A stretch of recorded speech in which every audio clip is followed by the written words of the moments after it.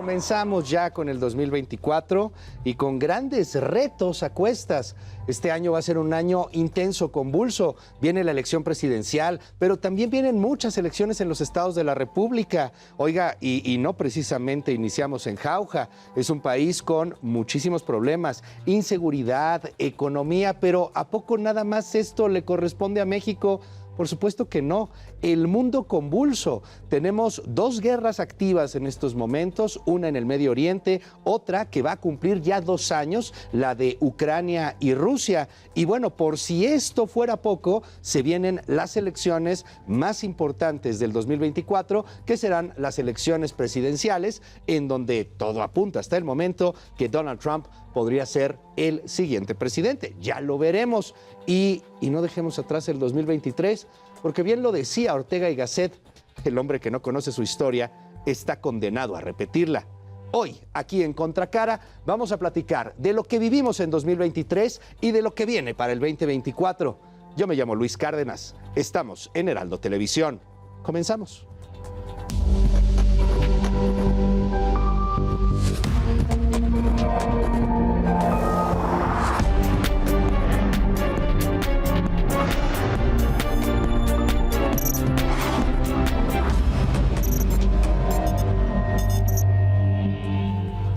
Muy buenas noches, bienvenidos aquí a Contracara en Heraldo Televisión. Yo soy Luis Cárdenas.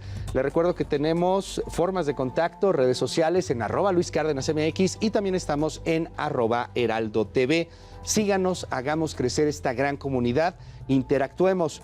Es un verdadero privilegio estar hoy aquí, porque además de que vamos a platicar de lo que pasó en el 23, de lo que viene en este 2024, voy a tener el gran honor de platicar con dos personas a las que admiro mucho, a las que quiero mucho y que además son nuestros jefes, los líderes aquí en Heraldo Televisión. Andrea Merlos, la directora de televisión. Andrea, gracias por estar aquí. Es un honor. Gracias. No, Luis, para mí es un honor estar aquí. Haces uno de los mejores programas que tenemos en Heraldo Televisión. Es un lujo tenerte como colaborador nuestro y para mí es un placer estar aquí hoy contigo. Al contrario, gracias. Es muy generosa, Andrea.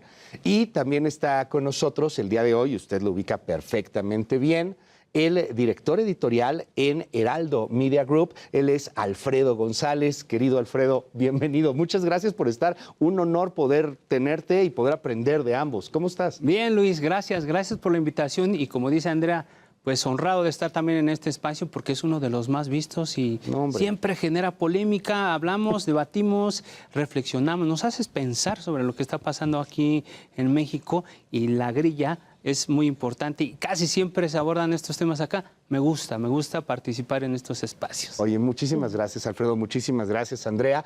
Y bueno, pues hay muchos temas que están sobre la mesa. La idea, pues, es que vayamos viendo cada uno de estos temas y, pues, opinando sobre lo que viene. Esta es una conversación entre colegas, entre amigos y una conversación también entre, pues, todos los que están haciendo este gran medio de Heraldo Media Group. Y bueno, ¿qué les parece si comenzamos pues con lo que ha sucedido con las obras emblemáticas del presidente López Obrador y de la 4T? Al fin se supone que en este 2023 se inauguró Dos Bocas, aunque para muchos no queda muy claro qué se inauguró o qué no se inauguró. Y también pues estamos presenciando ya los primeros avances, los pininos del periplo llamado Tren Maya. ¿Qué opinas, Andrea? ¿Cómo has visto estas obras emblemáticas del gobierno, lo que algunos llaman elefantes blancos, lo que para otros son pilares de la transformación? Luis, lo primero que creo es que estas dos obras ya son casi una obsesión del gobierno federal, ¿no? O sea, empezaron como una obra muy atractiva que podría traernos muchos beneficios. Yo no pongo en duda todos los beneficios que nos pueden traer, pero hoy creo que ya es una obsesión terminarlas como sea, a costa de lo que sea y a pesar de lo que sea, ¿no? Creo que sin duda alguna vamos a cerrar también un sexenio atípico con el tema del COVID y que hay muchas cosas que pudieron quedarse como en un segundo plano, que hubo oportunidad de replantear nuestras prioridades como país y sin embargo esas dos grandes obras nunca se movieron del carril, digamos, del cumplimiento del presidente. Me parece que de muchas formas pudieran estar de más ante otras necesidades que tenemos como sociedad y como país, pero sí creo que el Tren Maya es una obra que sin duda alguna nos va a beneficiar. Nosotros hemos tenido oportunidad de recorrer algunos de los estados en donde va a pasar y la gente está muy emocionada, está muy esperada de lo que puede traer económicamente. No soy para nada una detractora de la obra, pero me preocupa un poco en qué términos se va a entregar. Y lo otro es pues el seguimiento. ¿Cómo vamos a hacer que la gran obra funcione para lo que funcione? Y Dos Bocas, la verdad es que sí creo, lo digo desde medio de comunicación, que tratamos de investigar, de observar, de analizar y de llevar a fondo todo esto, la verdad es que no le vemos ningún... Pues es que ni pies ni cabeza todavía, ni pies, ¿no? Ni cabeza. O sea, hay una obra ahí faraónica, hay un esqueleto, hay una estructura, pero pues falta mucho como para entender si realmente pues va a producir petróleo, si va a refinar petróleo para este año 24 o para el 25, o hay quien dice que hasta el 28, Es más, si puede refinarlo. O si los logra hacer. ¿Tú cómo lo ves, Alfredo? ¿Cómo ves estas obras emblemáticas? Yo creo que el presidente nos engaña con la verdad. Nos dijo, ¡órale! Nos dijo que iba a inaugurar Dos Bocas, que iba a inaugurar el Tren Maya, y lo hizo. Y a estas dos obras emblemáticas yo le añadiría el aeropuerto Felipe Ángeles. Y el sello característico de Andrés Manuel es inaugurar obras sin terminar. Claro. Y yo creo que de que funcionen o no funcionen, eso no le va a tocar ver en este gobierno, sino que va a pasar mucho tiempo para ver qué está pasando ahí. Y yo creo que en el caso específico de Dos Bocas, pues ya está operando y no hemos visto un barril refinado de petróleo. Entonces, pues, quién sabe si va a funcionar pronto, en qué condiciones están. El Tren Maya, pues ya se subieron a hacer todo el show de vamos a hacer un recorrido, pero tampoco funciona.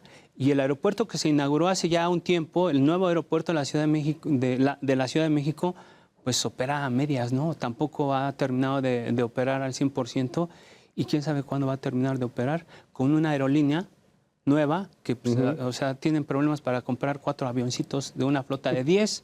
Entonces, yo creo que nos engaña con la verdad porque dijo, voy a inaugurar estas obras y las inauguró. De que sean funcionales, pues no nos ha tocado verlo. Entonces, yo creo que ahí está un tema importante para discutir, revisar, analizar y ver hasta cuándo van a estar funcionales, ¿no? Fíjate, lo que dices, Alfredo, y lo que dices, Andrea, me llama la atención. Andrea utilizaba la palabra obsesión. Es que es una obsesión que tiene el gobierno federal y es una obsesión que tiene particularmente el presidente de la República con estas obras emblemáticas. Lo que nos dice Alfredo, a mí me llama poderosamente la atención cuando señalas, Alfredo, que nos engaña con la verdad, como lo hacían los priistas, ¿no? Antes. Pero aquí yo también quisiera ahondar en este asunto político, porque para los que estamos en el Círculo Rojo, para los que leemos los periódicos, para quienes estamos más o menos informados, bueno, pues hay divisiones y para algunos son opiniones recalcitrantes de odio, inclusive en contra del presidente López Obrador, hablando de este despilfarro de recursos. Pero tú decías, Andrea, hace unos momentos algo bien interesante. La gente se une, se forma, se arremolina para ver pasar al Tren Maya, la gente aplaude Dos Bocas, la gente a final de cuentas está presumiendo el nuevo aeropuerto de Tulum. ¿Cómo ven esta dicotomía, esta división en la narrativa entre lo que hace este Círculo Rojo y lo que hace pues la gran cantidad de personas en este país? Quizá de ahí venga el 60% promedio que tiene de aprobación el presidente de la República. Pues es que ahí está digamos que el quid del tema del gobierno federal, Andrés Manuel López Obrador, ¿no? Claro. O sea, es lo que haga, como lo haga, a la hora que lo haga, en las circunstancias que lo haga y porque lo quiera hacer, los que lo siguen lo van a celebrar y lo van a aplaudir siempre. Y no va a importar que en ese camino, Luis, nosotros como medios le digamos a la gente, oigan, pues estos recursos, ¿no?, están sobrevaluados, son proyectos que no están cumpliendo, digamos, que las especificaciones, como lo hemos hecho en todos los sexenios, Luis, porque no es un tema contra el presidente, no es un tema contra la 4T o contra el gobierno actual, es una tarea periodística de saber y de decirle a la gente, esto más o menos va por este lado y va a beneficiar a tal. Sin embargo, sí creo que el presidente goza de una popularidad y sobre todo goza del cariño, yo te diría, aunque suene exagerado, goza de la energía y de la admiración y del amor de la gente. Pero ahí hay un tema, porque yo creo que el asunto de la popularidad no puede disasociarse de un tema importante que es el asunto de los recursos públicos que se utiliza para comprar voluntades. Claro. Es decir, La popularidad del presidente yo creo que está muy vinculada con las dádivas que otorga el gobierno para programas sociales. Porque cuando uno revisa quiénes son los que votan por Morena y quiénes son los que apoyan la gestión del presidente, te das cuenta que es un segmento de la población. Pero otro segmento de la población que está muy enojado es la gente que usa el aeropuerto internacional de la Ciudad de México todos los días. O sea, está hecho un muladar. La obra emblemática del AIFA pues tampoco vino a resolver ese problema. Y yo creo que ahí está un segmento de la población que no necesariamente aprueba la gestión de Andrés Manuel López Obrador, porque todos los días, si bien te va, cuando tú sales de viaje, si bien te va, media hora de retraso es, digamos, lo positivo. De ahí para arriba, ¿no? Es que el presidente, a final de cuentas, parece que termina por ser una cosa de algo un tanto místico. Y a ver, no le estoy echando porras, créanme, que soy el que menos le estaría echando porras al presidente López Obrador, pero recuerdo esta manifestación que hizo en Reforma, cuando la gente se le arremolina para tratar de tocarlo. Es una foto histórica. Es una foto histórica, ¿no? O sea, el presidente termina por ser una especie de héroe. Y lo que dice Alfredo me parece sumamente pertinente, porque estamos hablando de que pues la mayor parte de personas en este país, la mayor cantidad de familias en este país están recibiendo de alguna u otra manera algún programa social, algún apoyo del gobierno. Y a lo mejor no aprueban al 100% lo que está pasando con López Obrador, pero con eso ya lo tienen, ¿no? Pero fíjate tú que el dinero es limitado. Claro. Y esto no es un barril sin fondos. O sea, el dinero se va a acabar. Y las reservas que tenía el país, hay que ver cuál es el estado de esas reservas. Porque ahorita está bien para comprar conciencias, incluso hay familias en donde si acumulas el apoyo a la madre soltera, al abuelito, al nini, bueno, al joven así, sembrando el futuro, sembrando el futuro, construyendo el futuro. Yo creo que lo que acumulan de dádivas del gobierno pues les permite vivir sin trabajar. O sea, prefieren recibir una ayuda económica cada mes que producir el campo, la tierra o generar algo. En lugar de canalizar estos recursos a proyectos productivos, pues van a un barril sin fondo. Pero yo, perdón, es que no estoy de acuerdo porque la gente que recibe, aún reciban varias digamos, mensualidades dádivas, que son bimestrales, ¿no? Yo tampoco creo que aún recibiendo todos que son 11,000, 12,000 pesos, las familias vivan hoy en día, ¿eh? O sea, es un salario bimestral, 6,000 pesos mensuales, ¿no? Pero súmalas todas, Alfredo. O sea, yo no creo que les dé un estándar de vida como nosotros podríamos juzgar o imaginar que lo tengan, o que les permita literalmente echar la flojera o no trabajar. Porque nosotros tenemos un parámetro de referencia del gasto que se hace en una ciudad. Sí. Pero en algunas provincias, o sea, el salario mínimo, digamos que nadie gana eso, pero ni siquiera el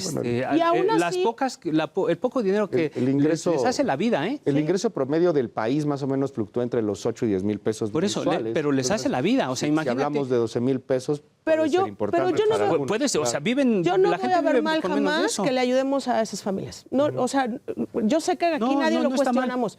Yo creo que el punto es qué más hay de oportunidades y de desarrollo de gobierno. Pero les voy a decir otra cosa. Ustedes dos periodistas, de lo mejor que tiene este país de periodistas, ese sector que siempre hablamos, que no quiere Andrés Manuel, yo no lo veo. Llevamos todo el sexenio con elecciones en donde arrasa Morena. Es minúsculo. En donde gana absolutamente todo Morena. Y en el debate siempre decimos, no, la clase media, no, el sector de tal. Yo no lo veo.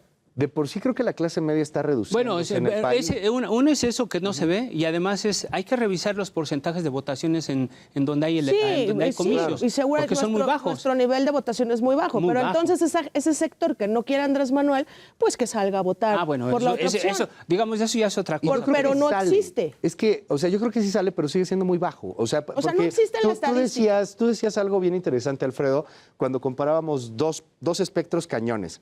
¿Quién recibe programas sociales?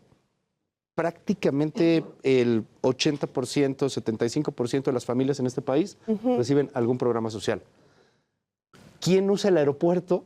Sí, claro. En porcentaje 2, sí, o sea, es esta parte que tiene pues un odio, porque esa es la palabra, hacia la 4T. Porque nos tardan en dar una maleta, perdón. Claro, pues claro. Sí. Perdón. Ajá. Sí, Y pero, es un- pero resulta, y es una pero, necesidad, pero es una resulta que ese afectación que no se porcentaje compara menor de con lo gente que usa ese es incluso la gente que genera negocios, la Claro. gente que Sí, no, claro. A ver, entonces aquí todos hay importamos, todos. aquí hay una narrativa que viene desde la presidencia de la República, esa sí la veo clarita, para generar esta división de clase. Claro. El aspiracionista, el que quiere más de un par de zapatos, el ambicioso, y eso es lo que vulgar, cuestiona López eso Obrador. lo hace el Eso es presidente. lo que lo cuestiona. Y eso va a ser bien interesante en este año. Sí. A ver, porque en la narrativa tenemos a los que están recibiendo los programas sociales, que muchos ya son base y les vale cacahuate lo que pase y a lo mejor hasta no aprueban algo, pero van a votar y tienes razón por los programas sociales o porque simpatizan con.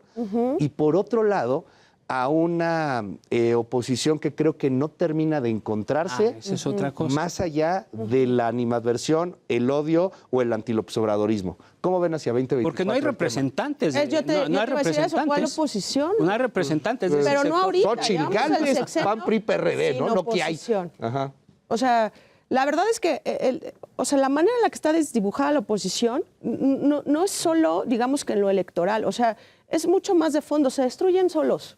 O sea, en cuestión de liderazgos y de administración de poder, tanto el PAN como el PRI, como ahora Movimiento Ciudadano, no necesitan la ayuda de nadie ni de Andrés Manuel. Se destruyen solos.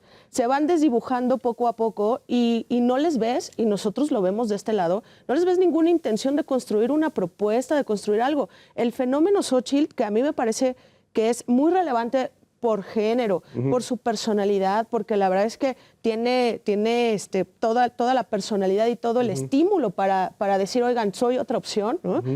Pero sola.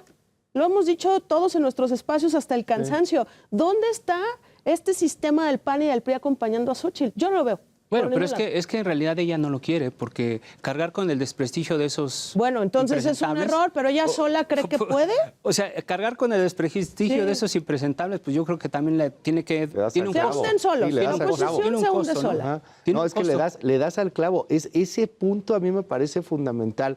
Lo escuchaba con Claudia Sheinbaum en alguno de los últimos mítines. Decía Claudia Sheinbaum, estamos orgullosos de ser López Obradoristas, estamos orgullosos de ser de Morena. Y del otro lado, pues les da vergüenza Les da penita. sacar los colores. Les Eso da es cierto. De ahí que yo me atrevería a preguntar, falta mucho todavía para la elección, pero no la sienten ya cantada.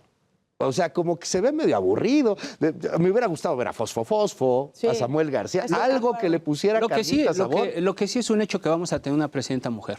Bueno, Eso y ya- bien, ¿no? O sea, qué bueno. ¿Verdad? De perogrullo, pero va a Ajá. ser una Sí, claro. Punto número uno. Punto número dos. Ya nos habíamos tardado. Punto ¿no? número dos, yo creo que va a ganar Morena la presidencia de la República. claro. Punto número dos. El tema es aquí el asunto de los contrapesos. Yo creo que la elección es por quién va a ser mayoría en el Congreso de la Unión, y aquí es donde viene esta parte importante, ¿no? Porque de ese contrapeso va a depender las reformas que le va a heredar López Obrador a Sheinbaum. Es decir, si se renueva o no la Corte, Sí, claro. a través del voto popular, si se disminuye, reforma judicial. si se disminuye el dinero para los partidos y las elecciones, va a depender de eso. Claro. O sea, unas banderas de campaña no son voluntad o no son un acto de fe necesariamente. No. Va a depender de lo que haga el candidato paraguas o la candidata paraguas, va a ser Sheinbaum, y de cómo trabaje ella va a depender qué tanto puede garantizar una mayoría en el Congreso o no. Yo me atrevería a ir todavía más a fondo en este asunto de la candidata que emana todo, ¿no? O sea, la figura es Sheinbaum, pero se está poniendo más interesante lo que pase entre la 4T misma, más que la 4T contra la oposición, la 4T contra la 4T, la 4T dura, pura, un tanto de esta izquierda recalcitrante contra la 4T moderada, la 4T que digamos representa una izquierda más progresista, más del siglo XXI. ¿Cómo ves eso, Andrea? Yo sin Una duda, división. Luis, la verdad es que es una opinión muy personal, Ajá. pero yo sostengo que Morena como partido no existe. O sea, es desarticulado, mira qué interesante. de muchas maneras para nada. O sea, yo creo que si le preguntas a la gente hasta dónde está la sede de Morena, nadie te lo sabe decir, a cómo Como era el la PRD, sede ¿no? del PRI, a cómo era la sede del PAN del o la PAN. sede del PRD, Los ¿no? edificios. Yo creo que Morena es una estructura, es un nombre, es una marca que existe en el imaginario colectivo claramente, Un pero que es Andrés constructo Manuel. social. Y Morena en mi opinión, le va a alcanzar el tiempo en que Andrés Manuel sea un político activo. Ok, o sea, eso es bien interesante. ¿Coincides, Alfredo? O sea, eso me llama mucho, mucho la atención porque digamos que la 4T dura hasta que López Obrador dure. Como duró PRD y como han durado otros. Yo se lo escuché a Miguel Barbosa decir que el Morena era un movimiento en construcción, es decir, se estaba construyendo o se está construyendo un partido político. Yo sí creo que Morena todavía no funciona como un partido político. Mario Delgado es el presidente del Comité Ejecutivo Nacional, pero él no manda en el partido, como tampoco mandaban en su momento en el PRI. El único que toma decisiones en este país, políticamente hablando, y política de gobierno, es el presidente Andrés Manuel López Obrador. Andrés Manuel no tiene ningún contrapeso, ni siquiera dentro de su partido. Sí. Es decir, todos los candidatos que conocemos, todas las candidatas que conocemos, incluida la Ciudad de México, son designios de Andrés Manuel López Obrador. El desafío es qué va a pasar con López Obrador cuando se deje la presidencia y Claudia Sheinbaum sea la presidenta. ¿Qué va a pasar con el movimiento? ¿Se va a convertir en el dirigente ya visible, real del partido, como siempre lo ha sido, o va a dejar que el partido sea otra cosa? En este 2023 vimos una rebelión dentro de Morena, dentro de la 4T, que tuvo que ver con Claudia Sheinbaum, y fue la elección del candidato o candidata de la Ciudad de México. Un Omar García Harfuch que parecía iba en caballo de Hacienda, que se iba a llevar absolutamente todo, y de repente, sopas perico, ¿qué crees? Es Clara Brugada, con todo y que la encuesta la ganó Omar García Harfuch, el tema de género, que me parece loable, pero al mismo tiempo no se puede obviar toda una campaña fortísima de este grupo, digamos, más radical, más duro, yo apuesto, más López Obradorista. Una rebelión contra Claudia Sheinbaum. ¿Qué ven ahí? O sea, porque va a ser bien interesante si llega Sheinbaum a ganar la presidencia. O sea, yo creo que en los análisis periodísticos todos lo que vimos fue que pues el golpe de muchas formas fue para Claudia, ¿no? O sea, porque Omar García Harfuch era su hombre fuerte, era su hombre de confianza, o sea, era digamos que un equipo en la Ciudad de México importante, bien calificado, el mismo Omar solo bien calificado, y creemos, y todos lo hemos visto, que el golpe fue para la próxima presidenta, si lo vemos así, ¿no? En cuestión de pero yo no creo que haya sido una rebelión, más bien López Obrador utilizó a varios dirigentes de Morena dentro del partido para hacer parecer que era una rebelión, pero en realidad, si Clara Brugada fue candidata, no fue porque se hayan impuesto los duros de Morena. O sea, la decisión final fue de López Obrador. Y claro, no podía ser tan fácil. O sea, ¿quién tenía que hacer? Pues alguien tenía que hacer el trabajo sucio, ¿no? Y no es dentro de los duros de Morena, el líder de los duros de Morena, el mismo presidente de la República. Pues es la dura de Morena. Porque no es, o sea, yo no veo al presidente pactando entre moderados y duros, o sea, lo veo como el líder de los duros, como el líder de los radicales, por decirlo de alguna manera. Y además, por ejemplo, toda esta campaña como sucia que hubo contra Omar García, pues la verdad es que quién la hacía, ¿no?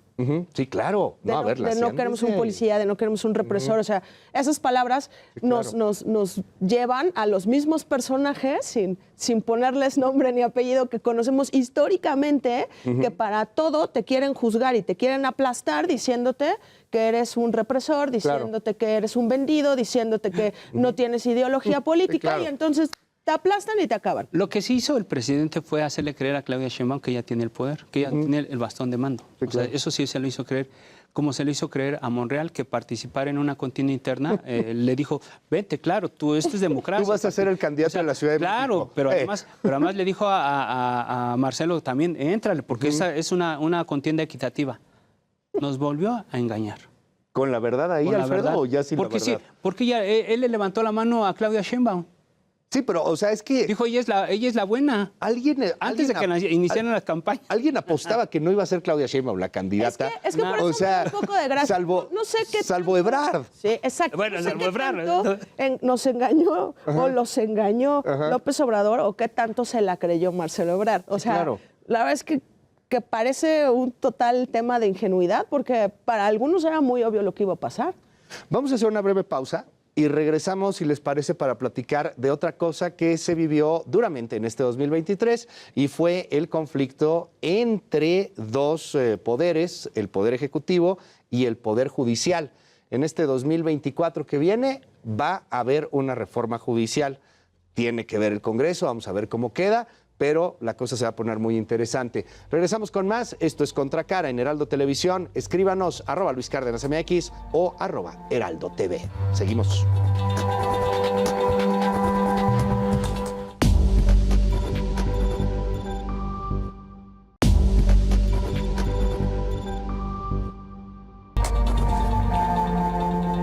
Regresamos, estamos en Contracara aquí en Heraldo Televisión, el día de hoy en una conversación muy interesante de lo que pasó en el 2023 y de lo que viene en el 2024. Nos quedamos antes de la pausa en el tema de la elección. Creo que vemos y que coincidimos todos en que pareciera que hoy por hoy todo apunta a que Claudia Sheinbaum podría convertirse en la siguiente presidenta de México. Si esto sucede, y creo que así sea Claudia o Xóchitl, viene una reforma necesaria al Poder Judicial, en un país donde hay una impunidad del 99%, en un país en donde puedes hacer lo que se te pegue la gana y nunca vas a pisar la cárcel.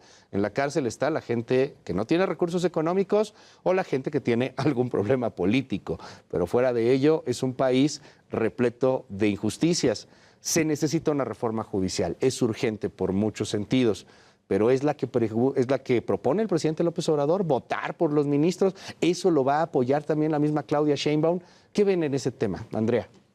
Mira, lo primero que yo diría es que a mí me preocupa muchísimo el poco respeto a la profesionalización y al honor que significa en un poder judicial ser un ministro de la Corte, que me parece que tendría que ser uno de los cargos más relevantes, más importantes, insisto, de más honor que hay. No son enchiladas. No son enchiladas. Y sin embargo, me parece que es la misma Corte y los mismos ministros los que no están dando el manotazo y demostrando su autonomía, su prestigio y demás, ¿no? O sea, los vemos debatiendo en muchos aspectos con el presidente y la verdad es que no puede ser un debate entre iguales, son poderes distintos, pero si ellos se comunican como si fueran entre iguales, pues la verdad es que no entiendo a veces el mensaje, ¿no? La otra es que todo en el Poder Judicial va a fallar en tanto el gobierno como sistema, porque, insisto, no es un tema de ponerle nombre a Andrés Manuel ni a Morena. Claro. El sistema funciona así en este país desde siempre. Mientras el sistema tenga de rehén al Congreso, los órganos autónomos van a hacer lo que quieran que sea el que ocupa la silla presidencial. Hay algo bien interesante ahí en torno a una frase también que se utiliza mucho entre la clase política. Tú decías hace rato, Alfredo, es que el presidente engaña con la verdad. Entre los abogados, particularmente entre los jueces, dicen que los jueces hablan a través de sus sentencias. Bueno, y la neta es que nadie les entiende si hablan a través de las sentencias. En realidad lo harían para que no los entendiéramos. Bueno, pero yo creo que la reforma judicial no necesariamente pasa por la elección de los ministros a través del voto popular. Ellos son los, digamos que ya son el último eslabón de la cadena y son los que a final de cuentas administran cosas más Coincido, eso es lo de que tienen que ver con política incluso pública, ¿no? Pero si uno se va a donde están los juzgados, ahí la política es plata o plomo. Sí. O sea, el sistema judicial que tenemos en México no sirve para atender una demanda que existe en el pueblo más recóndito de este país. Yo creo que es lo que menos quisieras que te pase en la vida. Llegar con un juez en cualquier plaza es un tema, ¿no? O le entras al negocio chueco o el tema de la inseguridad, el narcotráfico, el derecho, todas estas cosas que ya conocemos, o simplemente no estás. Yo creo que entonces la reforma tiene que empezar ahí. Empezar ahí para después llegar hasta los señorones, los ministros de la Corte, ¿no? Es que Alfredo, Luis, perdón, pero sí pasa por una reforma que necesita una inyección de recursos muy importante. Claro. O sea, creo que es el poder, de verdad, el que más recursos necesita porque es la única manera que tienes de profesionalizarlo, de hacerlo funcional. O sea, a mí todo el dinero que se va a elecciones, al INE, a transparencia, o sea, lo necesitamos, todos los órganos los necesitamos, pero el Poder Judicial es el que más lo requiere en todos los niveles. Claro, de abajo para arriba. El sistema nos lleva a que es de arriba para abajo y vemos estos ministros Y yo no estaría tan seguro que para partidos políticos, ¿eh? Yo le quitaría, No, claro que por sí que tampoco no. es que sea tanto, pero sí hablamos de Pero casi cuando el 8,000 millones de pesos que se van a partidos Cuando el políticos, presidente López Obrador habla de estos excesos de los ministros, sí los tienen. Sí, sí los hay. o sea, Pero ¿sabes Pero qué? eso no va a resolver, tal vez los no va a resolver merezcan. nada. No soy yo quien Pero lo ¿sabes juzgue. cuál es el tema? El asunto es que eso es rentable para el mensaje de López Obrador con la gente. Eso es lo que quiere oír la gente. Quítale al que Sí, más tiene, ok. porque son unos virreyes estos señores y viajan en vuelos privados y viajan y gastan y todo. Está bien. Pero está más bien. allá de eso, no hace nada por ti como ciudadano. Claro, claro. Ese Ese es el más te tema. afecta. Ese es lo que vende, ese es lo que sabes. Es que ese es el tema, o sea, porque hay un punto en el cual ya no vende. Cuando llegas a Texcatitlán y la familia michoacana te está cobrando un peso más, que es lo que cobraban por el derecho, Sí, el de derecho piso, piso. la cuota de los sembradíos, y la gente no lo soportó y pasó lo que pasó, sacaron los machetes, mataron a 10 de la familia michoacana, ahora estos se vuelven, híjole, prácticamente unos héroes los que estuvieron allí en Texcatitlán. Es la consecuencia de la falta de Estado de Derecho, ¿no? Bueno, y eso se está repitiendo. ¿Cuántos Texcatitlanes más va a haber? Porque ya hubo en este sexenio varios. Y ahí sí, yo creo que no va a haber discurso, por más populista, por más que le eches la culpa a los virreyes y a los fifís, que te alcance cuando la gente empiece a notar esta sed de justicia. Como decía Andrea, ¿no? También hace rato, Dios te libre de meterte en una bronca judicial. Porque Y el tema es que México a nivel internacional está bien calificado en procesos y políticas públicas vinculadas con la Procuración de Justicia. Por ejemplo, tan solo en el tema del lavado de dinero, México siempre sale bien evaluado en todas las políticas que se implementan, todos los candados. La calificación que nos hacen los gringos. La calificación que nos hacen los gringos. Sí. Pero ya cuando dicen, derivado de estos delitos, ¿cuánta gente está en la cárcel por esto? Nadie. Resulta Nadie. que ya la justicia no alcanzó hasta allá para vincularlos Claro. a proceso por robarse lana. Y ahí yo creo que también tendría que llegar alguien que sea muy congruente y que diga, esto no se soluciona en un sexenio, ¿eh? Es transeccional, Claro. o sea, es de ponernos las pilas y de realmente trabajar y dedicarle unos 15 o 20 años para que realmente la cosa cambie. Claro, y además, y tienes unos ministros como tal de una sala superior que también me relaciona mucho mentalmente con el tema de Morena y de los partidos, que son radicales y conservadores, también Claro. liberales y conservadores, y que en sus sentencias van defendiendo el yo soy liberal. Pero ¿qué nos importa que seas liberal? Sí, claro. O sea, tendrías Da igual. que administrar y que empujar el concepto de justicia para todos por igual, sin que tu ideología se imponga ante algo que le tiene que hacer bien a todo el país y a la sociedad. ¿Se acuerdan cuando se hablaban de los poderes fácticos? Bueno, todavía hay poderes fácticos, evidentemente, siempre existen en una sociedad, y se hablaba del empresariado y se hablaba también del poder del crimen organizado. Hace algunos años era algo que estaba por ahí, pero ahora pues es uno de los poderes que controla gran parte del territorio nacional, de acuerdo a lo que dice el mismo Pentágono, presencia de los grupos criminales en al menos 70% del territorio. 70%. En este 2023 quizá algo de lo más relevante fue la captura, principios de 2023, de Ovidio Guzmán. Ahora sí la captura, porque ya había habido un culiacanazo en el cual lo dejaron libre. Luego lo extraditan hacia los Estados Unidos el 15 de septiembre de ese mismo 2023, de este mismo 2023.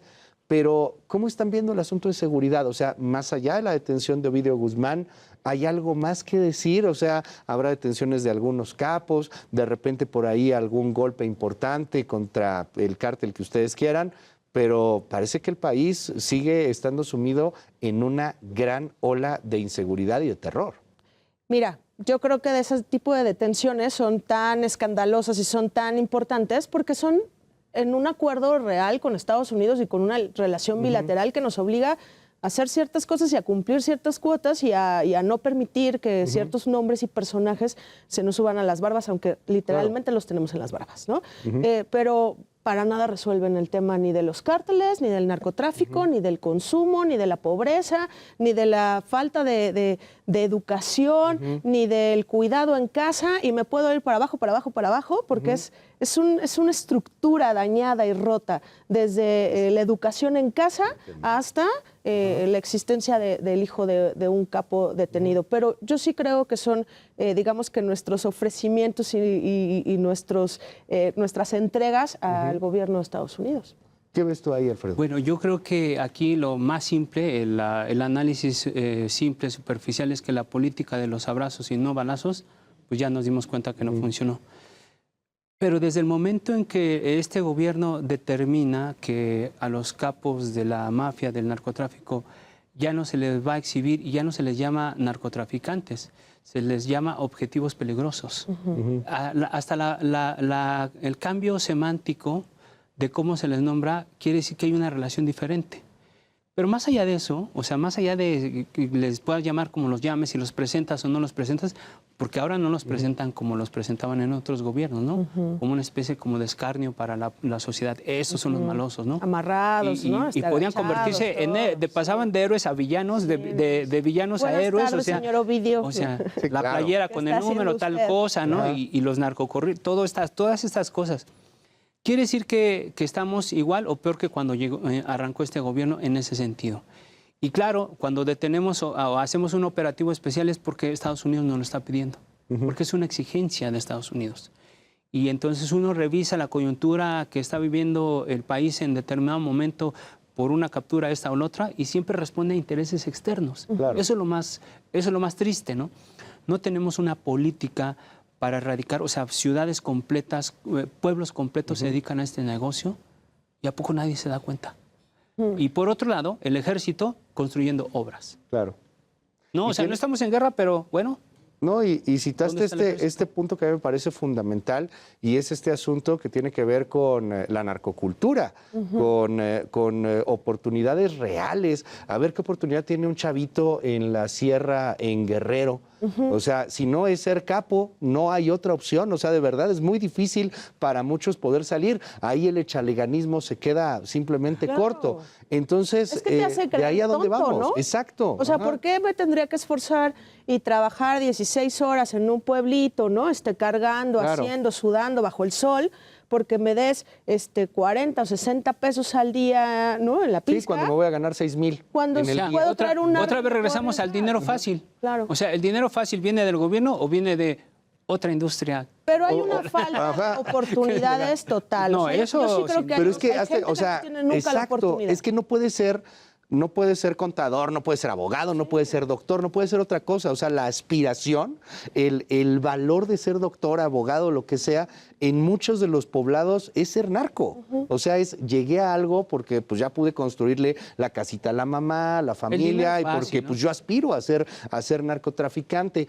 Pero pues de ahí creo que se ha fallado brutalmente este gobierno y el gobierno anterior y el gobierno anterior y el gobierno anterior, porque cada sexenio tenemos un país peor.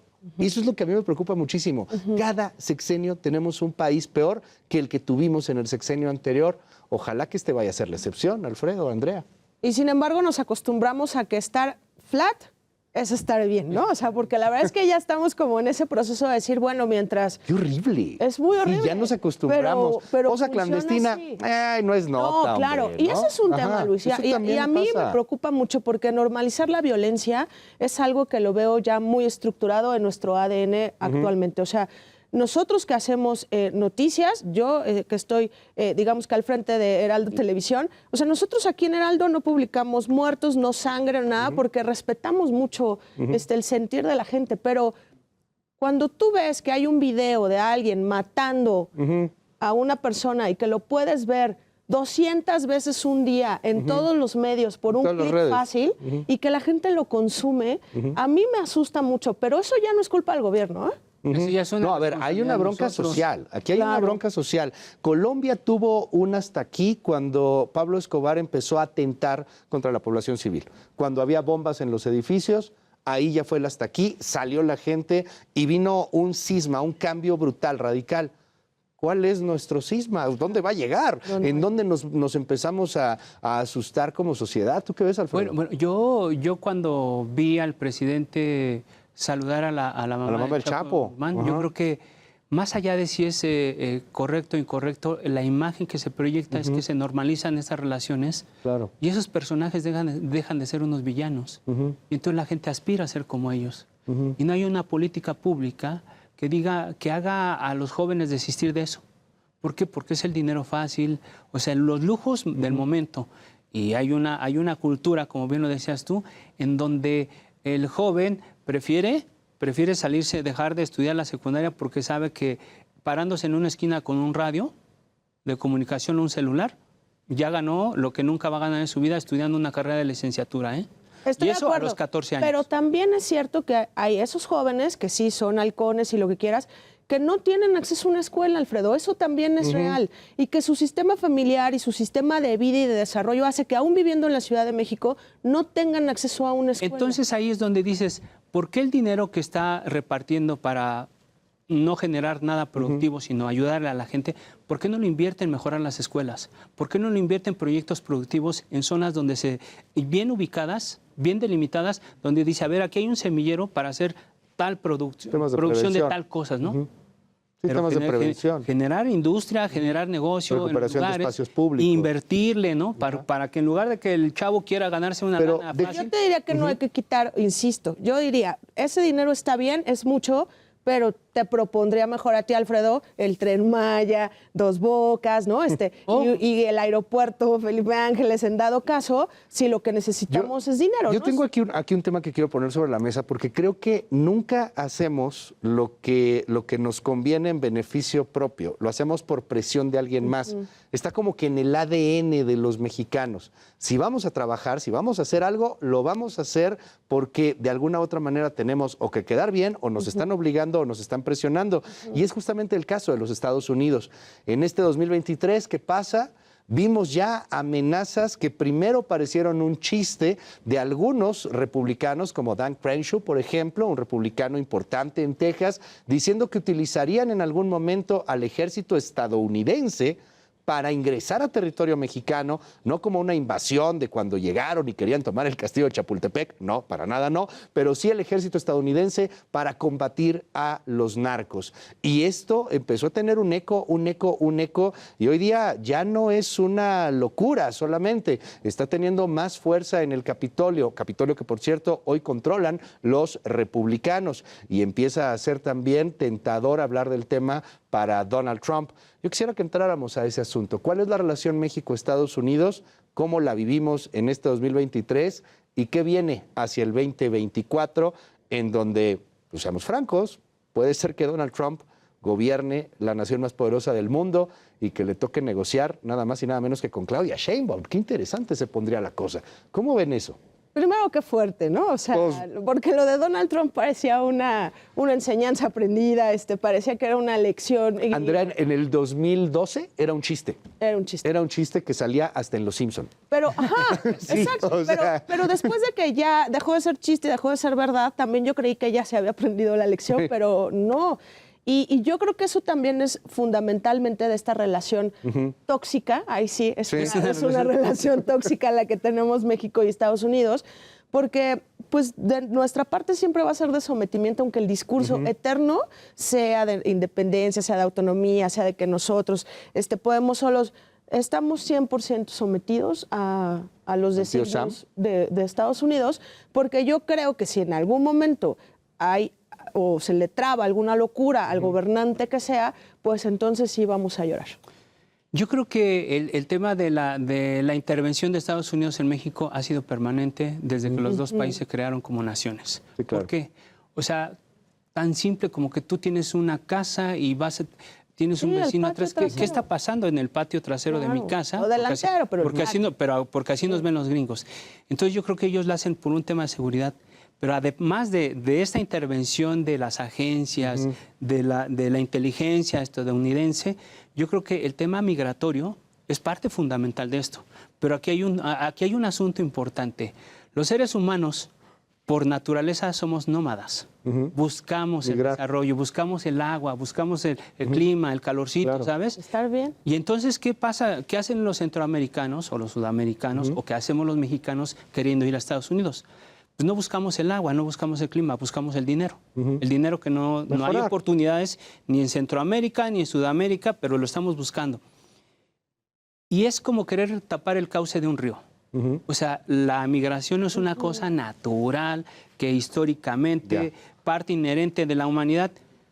Luchar contra eso es luchar contra corriente. Entonces es qué políticas hacen los dos países para ya no detener el flujo migratorio, sino qué haces con toda la gente que pero es migración, a salir de su Alfredo país. Luis, es migración por un lado, de acuerdísimo contigo, pero el tema de seguridad también cruza porque, perdón, Sí, claro. quien consume la droga de aquí Es que yo no creo son que los seamos estadounidenses. mancos. O sea, no somos mancos. exacto, o sea, sí, pero los ¿quiénes? gringos y el tío Sam es grandotote. Ajá. Pero ya no somos mancos. O sea, Pero lo que le nosotros damos a les Texas, lo producimos que producimos para Arizona, o sea... La mano de eso obra, es pero importante. también, insisto, fentanilo, amapola, Claro. Eso todo se va para controla allá. aquí y se puede controlar acá, ¿no? Es correcto. Y debería de pasar porque los que la consumen, los que la compran, los que meten todo el sistema, digamos, El consumidor final está allá. Es el estadounidense, perdón. Oigan, se nos ha ido esto como agua. Ya acabamos. Ya casi acabamos, ya casi acabamos. Apenas ¿Cómo íbamos agarrando alejan vuelo. de verdad, compañeros periodistas?